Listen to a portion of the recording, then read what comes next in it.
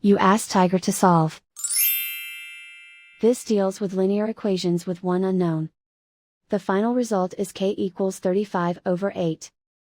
Let's solve it step by step. Simplify the expression. Expand the parentheses. Group like terms. Simplify the arithmetic. Group all constants on the right side of the equation. Subtract 35 from both sides.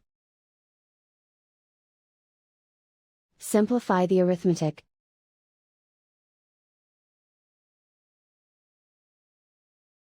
Isolate the k. Divide both sides by -8. Cancel out the negatives. Simplify the fraction. Cancel out the negatives.